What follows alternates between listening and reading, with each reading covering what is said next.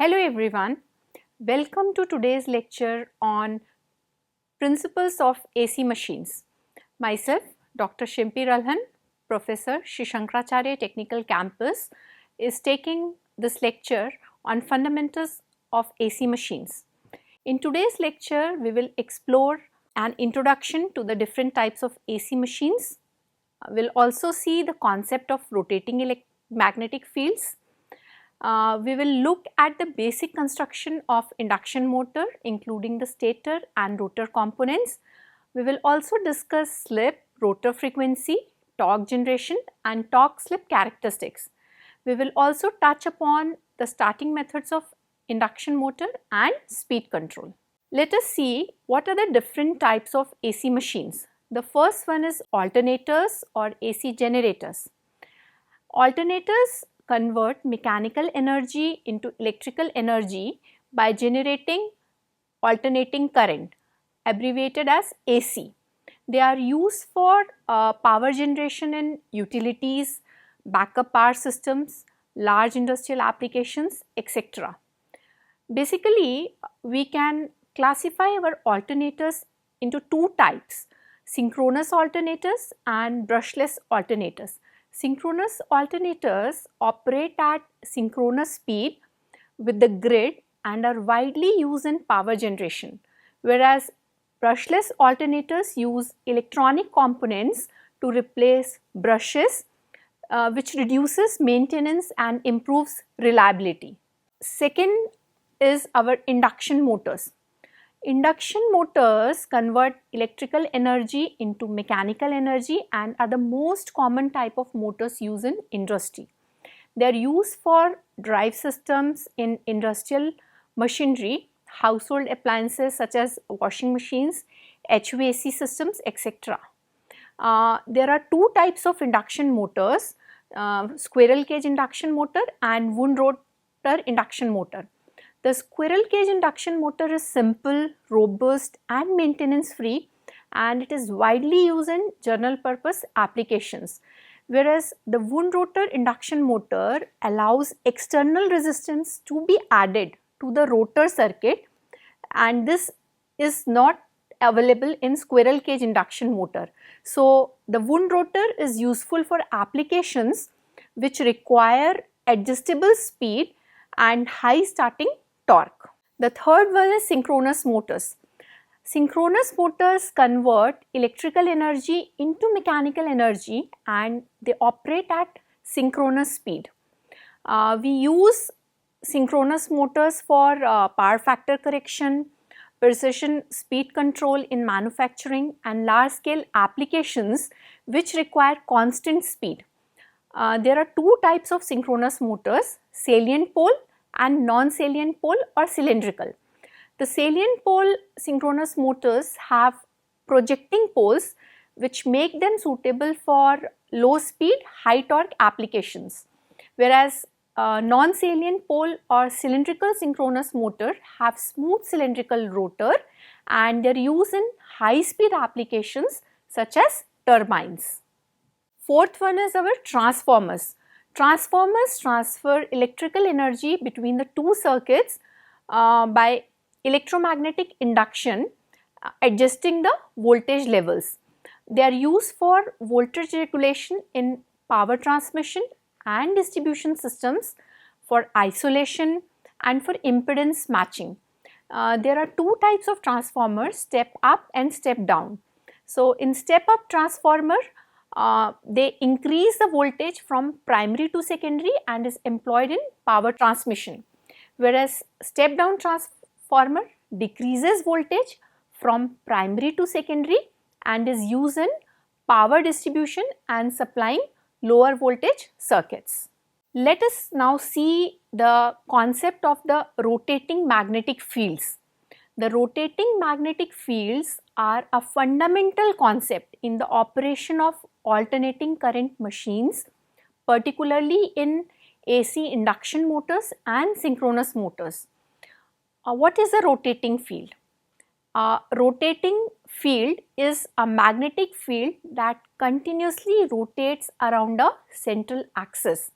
This field is essential for inducing motion in the rotor of an AC motor which allows it to produce mechanical work. For generation of rotating magnetic fields, we require two main things: AC supply and stator windings. In a three-phase AC system, three alternating currents are supplied to the stator windings of a motor. These currents are phase shifted by 120 degrees from each other. The stator of an AC motor has three sets of windings, each connected to one phase of three-phase AC supply.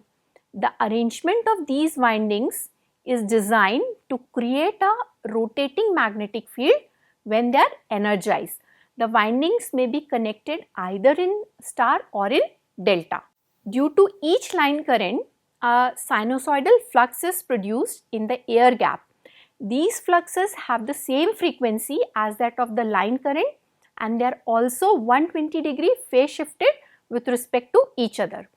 The combined effect of these three phase current generates a magnetic field that appears to rotate around the stator at a constant speed. This rotating field is very important for inducing current and torque in the rotor. So here comes into picture the synchronous speed. For a fixed number of poles, the alternator has to be rotated at a particular speed to keep the frequency of the generated EMF constant.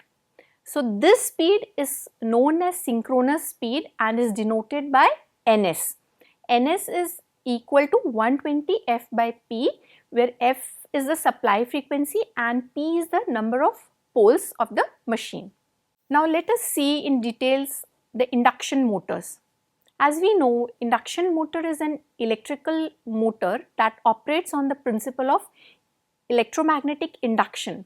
They are versatile devices which find their application everywhere. Let us see that how the induction motors differ from other types of motors which make it robust and versatile. Induction motors are asynchronous, meaning the rotor speed is less than the magnetic field speed. This very characteristic allows for a simple and reliable design, as the motor does not require synchronization with the line frequency. Also, induction motors do not require external excitation for the rotor. Induction motors generate the necessary magnetic field via electromagnetic induction, and this reduces complexity in the motor's system as well as control. They are favored for their robust and maintenance-free design because they do not have brushes and commutators which are found in DC motors. So this results in lower maintenance cost and fewer mechanical parts which are susceptible to wear and failure. After seeing that how induction motors differ from other motors, let us see the construction. The main parts of induction motor are stator and rotor. The stator is the stationary part which has a laminated type of construction made up of stampings, and we can divide our stator construction into three: stator frame, core and windings. Stator frame is the outer part of the three-phase induction motor. Its main function is to support the stator core and the field winding which produces a rotating magnetic field. It acts as a covering and provides protection and mechanical strength to all the inner parts of the induction motor. Core is made of laminated sheets of silicon steel to reduce eddy current losses. The core has slots where we can place the winding. Windings are in set of three and each connected to one of the three phases of the supply, and they are placed in the stator. Then comes our rotor. As the name suggests, the rotor is the rotating part of the machine which is connected to the mechanical load through the shaft. The rotor is placed inside the stator. and the conversion of electrical power into mechanical power takes place here only. The rotor core is also laminated in construction and uses cast iron. The rotor conductors or windings, they are placed in the rotor slots. Now let us see the types of induction motors, that is the squirrel cage rotor and slip ring or wound rotor. The squirrel cage rotor is the most common type. It consists of aluminum or copper bars which are shorted at both the ends by end rings. The slip ring or wound rotor has three separate windings on the rotor that are connected to external resistors or other control equipment. This type allows for external control of motor characteristics. So we can sum up like this, that squirrel cage is cost effective, maintenance free and gives us limited speed control, whereas wound rotor provides us a greater control, but the cost is higher and the maintenance is also higher. For working of induction motor, we will see the starting mechanism, the torque generation process and the role of slip. After going through the construction of the induction motor, let us see that how it works. The three-phase starter winding of induction motor is connected to the three-phase AC supply. So as soon as we switch the AC supply, the current starts flowing in the stator conductors. Due to three-phase stator current, a rotating magnetic field of constant amplitude rotating at a constant speed is set up in the air gap between the stator and rotor. The rotating magnetic field rotates at a speed known as synchronous speed ns. The rotor winding is still stationary, so the rotating magnetic field cuts the stationary rotor conductors and induces an EMF in the rotor winding. Due to this induced voltage, current flows in the rotor conductors. The direction of the rotor current is such that it will oppose the very cause that produces the current, and the cause behind producing the rotor current is the relative velocity between the rotating field and the rotor. So the rotor current will flow in such a direction that the rotor will experience a force that accelerates it in the same direction as that of rotating magnetic field. This leads to the generation of torque. So as we can see in the figure, the stator field flux due to rotor current and effect of interaction of fields is shown. The stator field is assumed to be rotating in the clockwise direction in figure A. As the rotor is rotating at a speed which is slightly less than the synchronous speed ns, its relative motion with respect to the stator is anti-clockwise. By applying the Fleming's right hand rule, the direction of the induced EMF in the rotor is outwards. Hence, the direction of flux due to only the rotor current is shown in figure B. Due to the interaction of both the fields, that is stator field and rotor field, the rotor conductors would experience a force which would rotate them in the clockwise direction as in figure C. Thus, the torque that rotates the rotor of an induction motor is produced due to interaction of both the stator and rotor fields. There is one very common question that why induction motor cannot run at synchronous speed. So let us see its answer. For an induction motor to generate torque, the rotor must be slower than the rotating magnetic field created by the stator. If the rotor were to reach synchronous speed, the same speed as the rotating magnetic field, the relative motion between the rotor and the stator's magnetic field should be 0. Without relative motion, no current would be induced in the rotor and consequently no torque would be generated. Therefore, the rotor cannot run at synchronous speed ns and it must always run at a speed slightly less than synchronous speed to produce torque. Let us discuss what is slip, rotor frequency, and the impact of both of them on the performance of the machine. What is slip? The difference between the two speeds, that is synchronous speed of rotating magnetic field ns and the rotor speed nr, is called slip speed. This slip speed is generally expressed as the percentage of the synchronous speed and is also known as absolute slip or fractional slip, denoted as S. So, S is equal to synchronous speed minus rotor speed divided by synchronous speed, and the percentage slip is expressed by multiplying it by 100. In terms of slip, the actual speed of the motor Nr can be obtained as Nr is equal to Ns into 1 minus S. At start, the motor is at rest and hence the speed Nr is 0. So, if we see the maximum value of the slip possible for the induction motor, it occurs at the start. So, we can say that at start S is equal to 1. If say S is equal to 0, then Nr is equal to Ns, which is not possible for an induction motor. So, slip of induction motor cannot be 0 under any circumstances.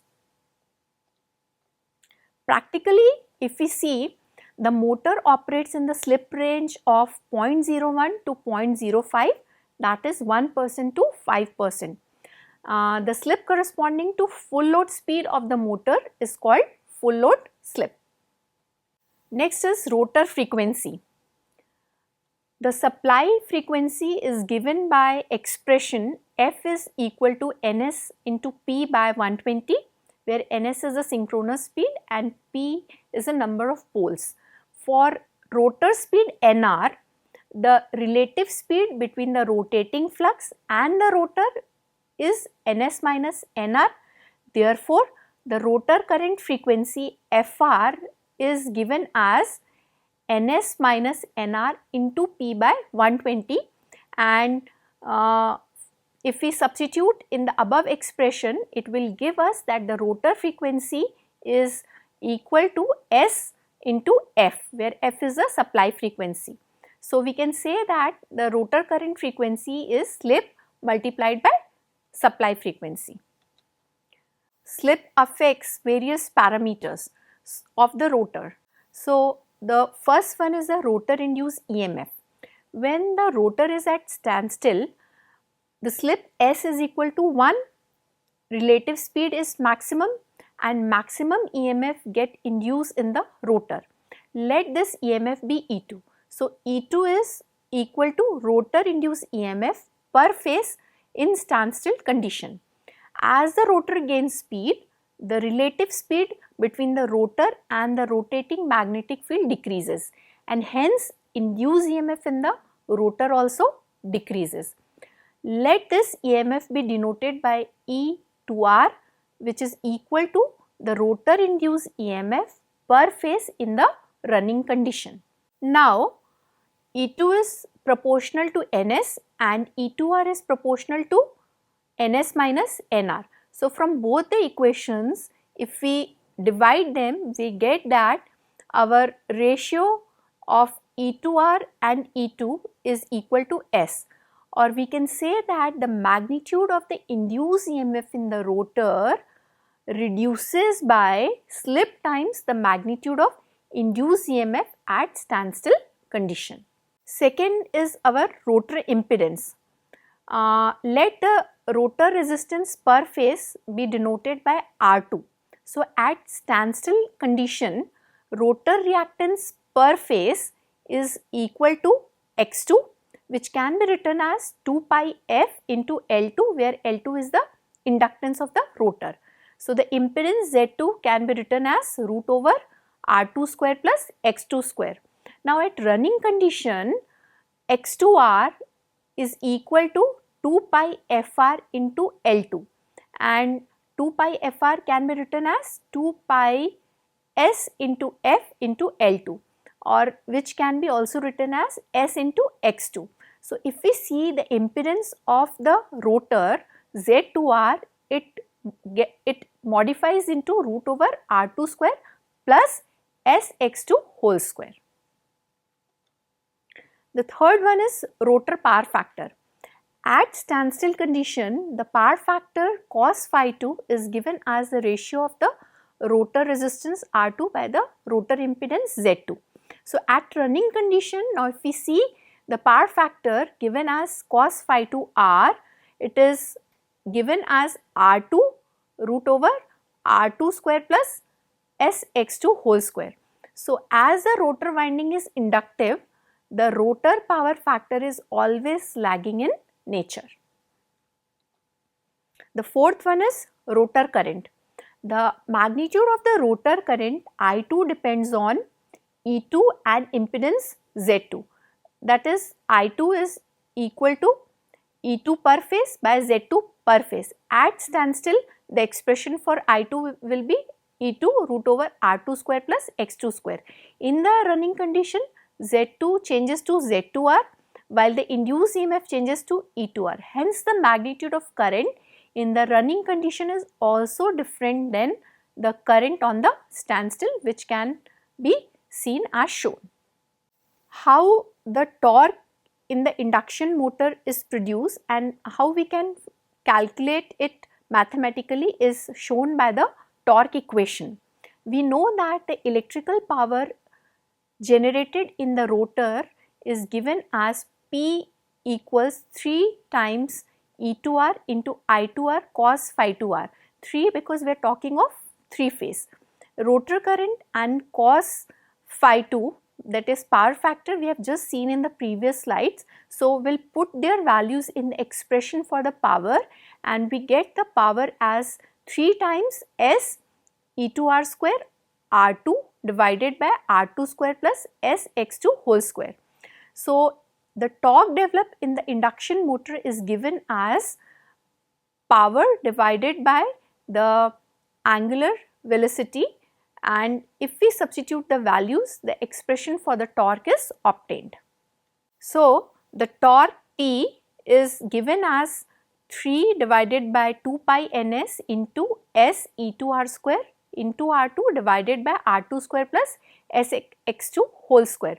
If we take 3 by 2 pi ns as a constant k, we get the equation as T equals k S E2 square E2 R square R2 divided by R2 square plus Sx2 whole square. This is very important and it will be used for plotting the torque slip characteristics and for speed control and everywhere. Therefore, the torque is given by 3 divided by 2 pi ns into S E2R square R2 divided by R2 square plus Sx2 whole square. Now, if we take 3 by 2 pi ns as constant k, then we get the torque equation as k into S E2 R square R2 divided by R2 square plus Sx2 whole square. This torque equation will be used to plot the torque slip characteristics for speed control, for starting and other things. So, let us see that how the starting torque in induction motor is defined. It is a torque produced by the induction motor at the starting of the motor denoted by Tst and corresponds to speed n is equal to 0, or we can say slip s is equal to 1. So, the torque equation which we have obtained just now, we substitute there s is equal to 1 and get the expression for the starting torque as shown. So, we see from the starting torque that it is proportional to E2 square, proportional to E1 square, proportional to V1 square, and at starting the rotor resistance R2 is very small as compared to the rotor reactance X2, and under running conditions the rotor resistance R2 will be very large when compared with S multiplied by the rotor reactance. So, the starting torque will be given as 180 divided by 2 pi ns into E2 square R2 divided by X2 square, or we can say that the starting torque is proportional to R2. If the induction motor has high rotor resistance, then it will have high starting torque. Also, we can see that the starting torque TST is proportional to 1 by X2 square. Since slip ring induction motor has high leakage reactance, hence whenever slip ring induction motor is started without external resistance, its starting torque will be less than the squirrel cage induction motor. Now let us see what is the maximum torque in the induction motor. The maximum torque can be obtained by differentiating the expression for torque with respect to S and equating the derivative to 0. If you can see from the mathematical expression that the slip will be equal to the ratio of the rotor resistance and the rotor reactance for the maximum torque condition. So, the maximum torque is represented as Tm and corresponding slip is Sm, which is equal to R2 by X2. So, we can say that the slip Sm corresponding to maximum torque is the ratio of rotor resistance and reactance at standstill and denoted by Sm equals to R2 by X2. Torque, speed or slip characteristics. The torque speed curve graphically represents the relationship between the motor torque and its speed or slip. At start, the motor exhibits a high starting torque necessary to overcome the inertia of stationary motor. As the induction motor is loaded from no load to full load, its speed decreases, hence slip increases. Due to increased load, motor has to produce more torque to satisfy the load demand. Torque ultimately depends on the slip. The behavior of the motor can be easily understood by plotting the torque produced against slip of induction motor. We know that for constant supply voltage, E2R is also constant. So, we can write the torque equation as T proportional to SR2 divided by R2 square plus SX2 whole square.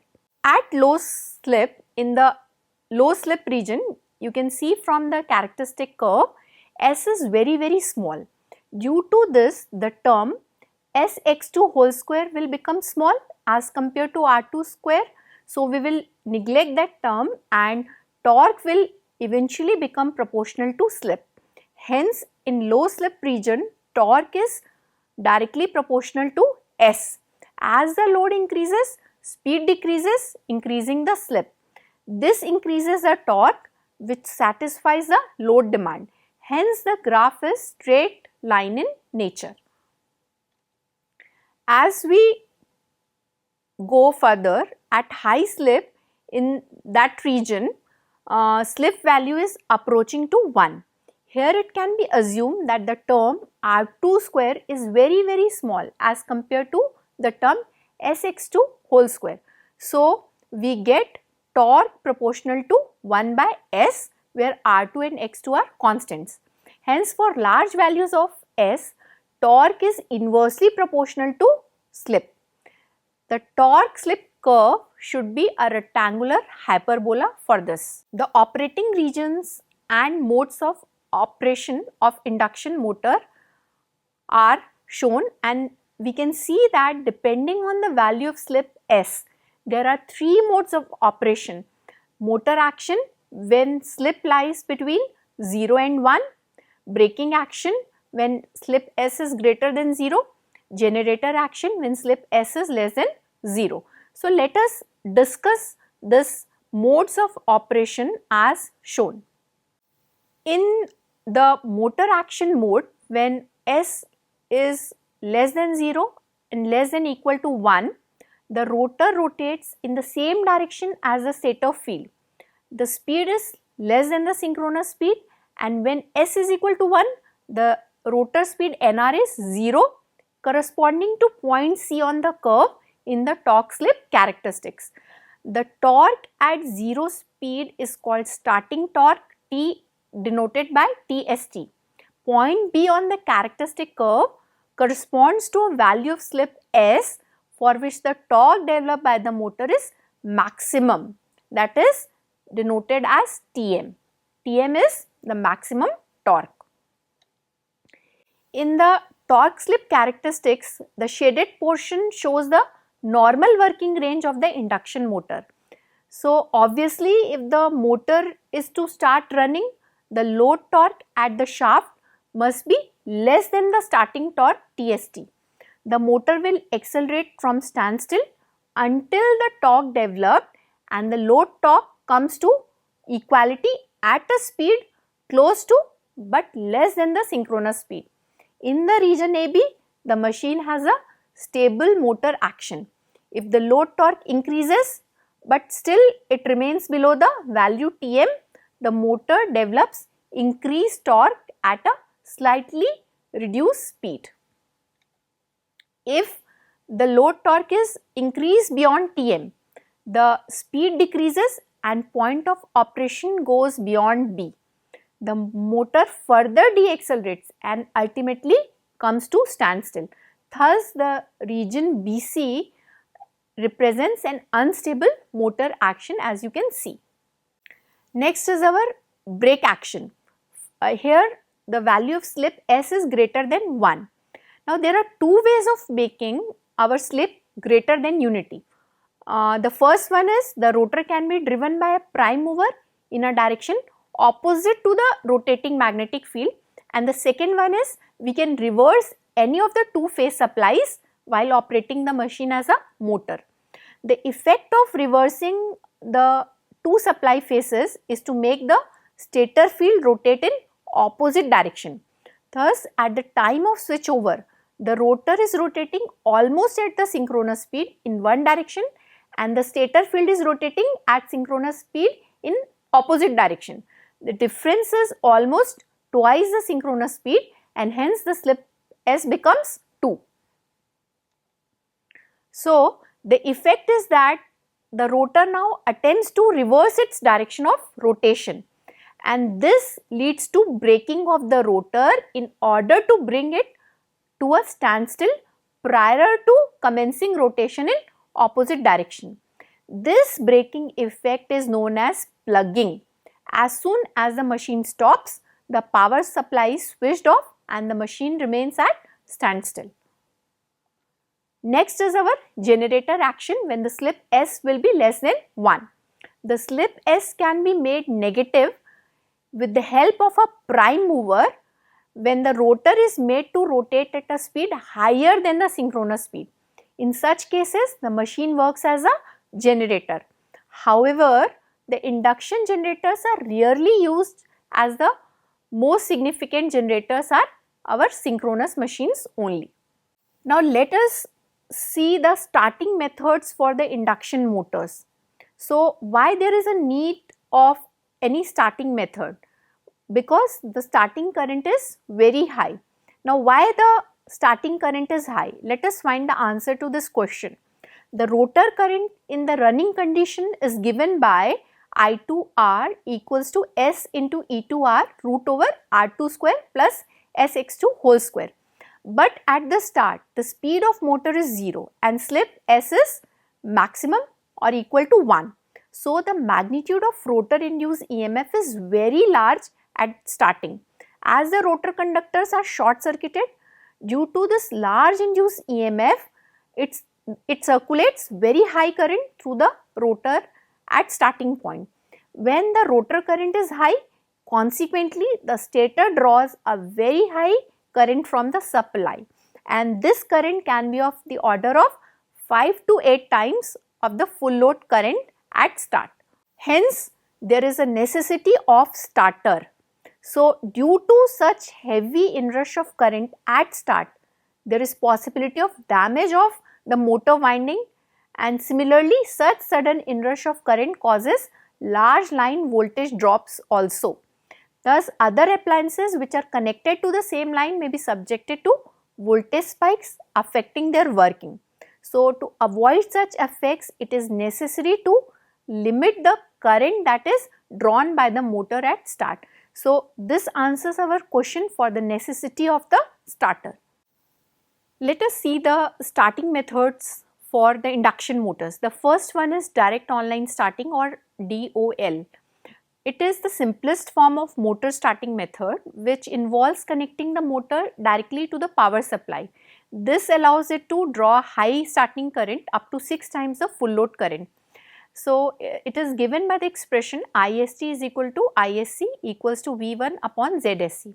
It is a most simple and cost effective, but is generally suitable only for smaller motors or where a high starting torque is not required. Second is the star delta starter. This method is used to reduce the initial starting current of the motor. We initially wire the motor in the star configuration. So, the voltage across each winding is reduced by a factor of √3, which significantly reduces the starting current. After a short period, once the motor reaches about say 80% of its rated speed, the circuit automatically reconfigures to a delta arrangement so that the motor reaches to full speed. This method is effective for motors that need to start smoothly without a high torque such as pumps or fans. The next one is the auto transformer starting method. The auto transformer starting uses a transformer to lower the voltage applied to the motor during startup. This reduces the starting current proportional to the reduction in voltage. Once the motor approaches its starting operating speed, the full line voltage is applied. It is ideal for large motors where reducing the high starting current is critical to prevent electrical and mechanical stress. This method provides a smoother start compared to direct online starting and is adjustable to different starting conditions, making it versatile for various industrial applications. Now, let us see the different methods of the speed control of induction motor. The first one is voltage control. It is again one of the simplest methods for adjusting induction motor speed by varying the input voltage.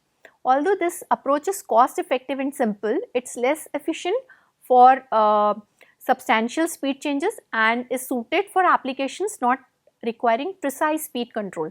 The main drawback is that reducing the voltage can also decrease the motor's torque capability, limiting its effectiveness for heavy duty operations. Next is the frequency control. Frequency control utilizing variable frequency drives, also known as VFDs, is a more advanced and effective method for controlling the speed of the motor. By adjusting the frequency of the power supplied, VFDs allow for very precise speed control that can be adjusted according to the load requirements. This method is highly efficient and provides excellent control over a wide range of speeds, making it ideal for applications requiring variable speed operations such as in HVAC systems, pumps and automated production lines. The use of VFDs also contributes to energy savings and can extend the lifespan of the motor by reducing the mechanical and thermal stresses. Next comes rotor resistance control. This method is specifically applicable to wound rotor motors only, and it involves adding external resistance in the rotor circuit through slip rings. By increasing the resistance, we can control the slip rate of the motor, which in turn adjusts its speed and torque. Rotor resistance control is particularly useful for starting and controlling the speed of heavy loads. While it allows for significant control over motor performance, it is generally less efficient than frequency control and is used for applications where the capability to handle high starting torques and precise speed adjustments are required. So, we come to the end of today's lecture, and today we have reviewed the principles, construction operation and applications of induction motors. So, I hope by the end of this session you will have a solid foundation in the basic principles of AC machines, which will be setting the stage for the advanced topics in the subsequent lectures. Thank you very much.